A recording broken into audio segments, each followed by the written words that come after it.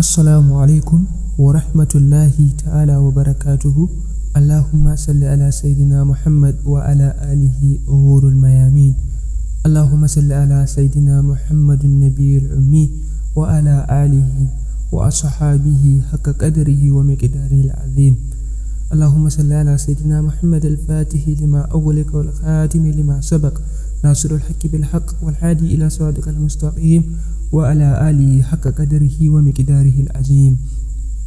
Al'umma, na tuho muku da wani sirri mai fa'ida, sirri mai girma, kuma sirri ne mai sauƙin gaske.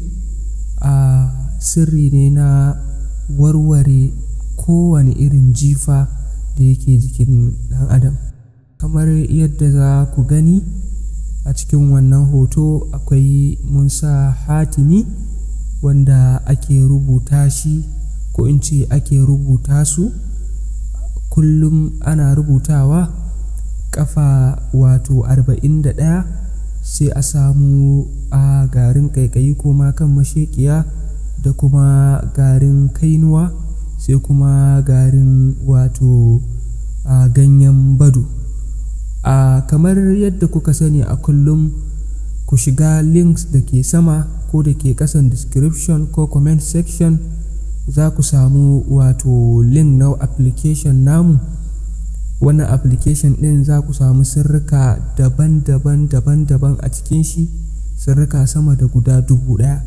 Ku shiga ku sauke application ɗin, sannan ku fara amfani da shi insha Allah. Idan mutum ya gama rubuta wannan rubutun, zai wanke kowanne hatimi ƙafa 41 zai wanke. Bayan ya wanke, alhamdulillah, zai ɗauka sai ya saka garin wa'annan garurruka da muka irgo a farko. Idan ya saka su, sai ya nemi abin da ake cewa garwashin wuta, sai ya zuba a ciki. Insha Allahu, idan ya zuba garwashin wannan wutan, ana so wannan rubutun ya kashe wannan garwashi. Insha Allahu, sai ya ɗauka rubutun ya shanye gaba ɗaya. Haka zai ta yi har tsawon kwana 7. Bi izinillahi ta'ala, wannan zai ba shi kariya, kuma zai warware duk wani kulli da ke jikin shi. Mun gode daga tashar Asararu Zalla. Allah ya ba mu fahimta da kuma ijaba. Amin summa amin.